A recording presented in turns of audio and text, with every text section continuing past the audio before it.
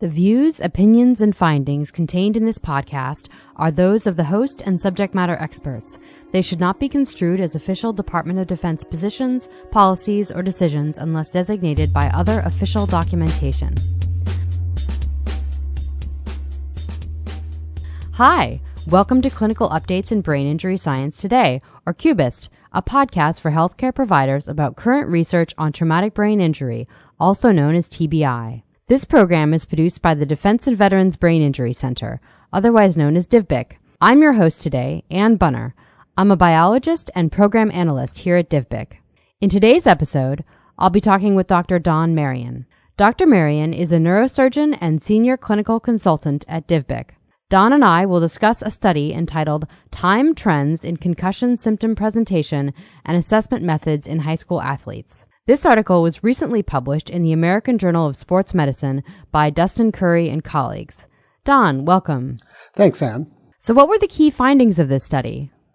In a sample of 100 high schools from all parts of the U.S., and including both small and large schools, sports-related concussions appeared to be increasingly more common from 2000 to the 2014-2015 school year, though the concussions were less severe. The study strongly suggests that this increase is due to improved reporting rather than an actual increase in the incidence of concussions. In addition, fewer CT and MRI scans for the evaluation of concussed athletes are obtained now compared with 8 years ago, and more computerized neurocognitive assessments are being obtained today. What was the rationale for this analysis? And during the past 8 years, there have been significant changes in high school policies about sports-related concussion education and prevention, especially influenced by new state laws. Following the passage of the Zachary-Lystedt law in the state of Washington in May of 2009, all 50 states have now adopted legislation that requires some form of training of high school coaches or trainers about concussion and prohibits concussed athletes from returning to play the same day or until they are cleared by a qualified professional. In addition, the CDC has created and widely promoted the Heads Up Concussion in Youth Sports initiative, intended to promote safe play and better identification and treatment of concussion. So there was interest in determining if these large policies and programs had an effect. This was a surveillance study, so the concussion and patient data were taken from a large database. Tell us about the database and who or what it includes. High School RIO, or Reporting Information Online, is an internet-based data collection tool used in national high school sports-related injury surveillance studies.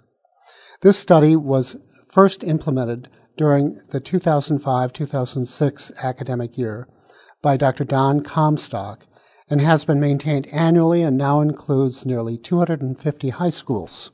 High School RIO captures athletic exposures, that is, number of athlete practices and number of athlete competitions per week, injury, including body site, diagnosis, and severity, and injury event, including mechanism, activity, position per event, and field or court location. And it collects that data weekly throughout the academic year using certified athletic trainers as data reporters. A reportable concussion must have occurred as a result of participation in an organized high school competition or practice or performance for cheerleading, and must have required medical attention by a team physician, certified athletic trainer, or other healthcare provider. For this study, 100 high schools, both small and large, were randomly selected from the West, South, Midwest, and Northeast regions of the U.S. Data from the 2007-8 school year through the 2014-15 school year were analyzed. During this period of 8 academic years, a total of 6,205 concussions were reported from the 100 selected high schools. Okay, so a pretty good sample size. These 100 schools were among the first to enroll in this surveillance study, then? That's correct, yes. The authors noted that during the study period, less severe symptoms became more common and more severe symptoms became less common. Why are some symptoms considered more severe than others?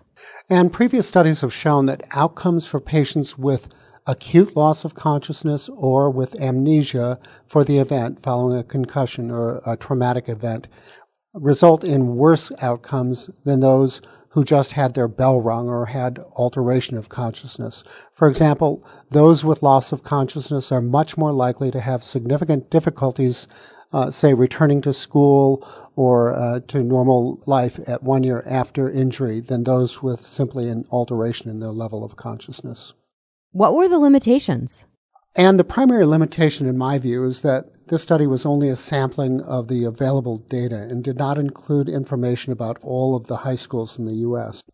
Analysis of a more comprehensive data set might have uncovered any regional or school size differences in the incidence, severity, or treatment of concussions. In addition, the willingness of schools to participate in the RIO program might have biased the results of the studies, since it could indicate that they are also the schools that are most invested in injury prevention and detection programs and kind of want to brag about their successes. Finally, the RIO protocol does not require comprehensive clinical concussion assessments.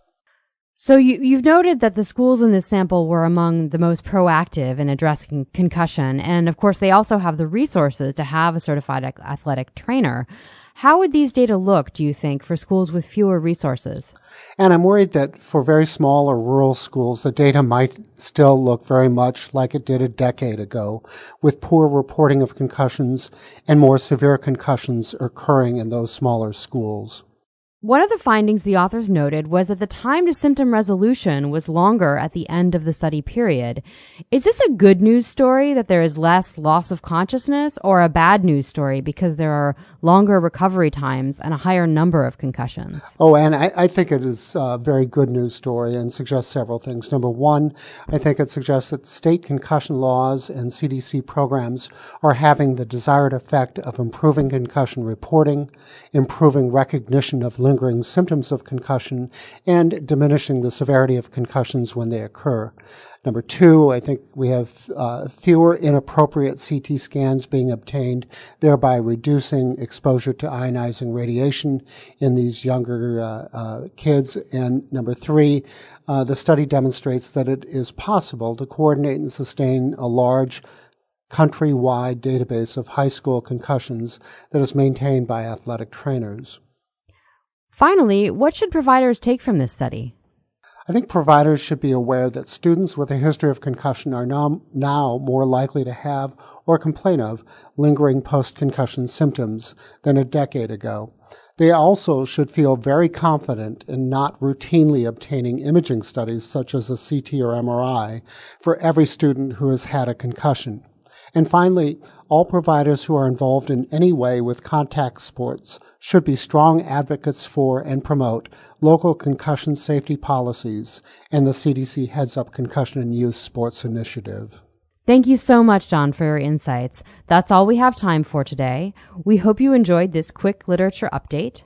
You can stay up to date on future episodes by subscribing to CUBIST on iTunes, Stitcher, or wherever you listen to podcasts, where you can also find links to the articles we discuss and other relevant resources. If you have any questions about the podcast or about DivBic products or programs, or if you have feedback for us, please feel free to email us at info@divbic.org. That's info@dvbic.org.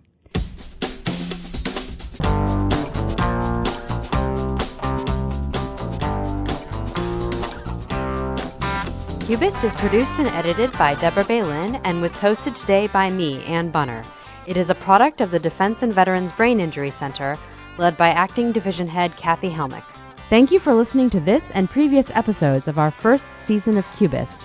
We hope you will join us in 2018 for our second season.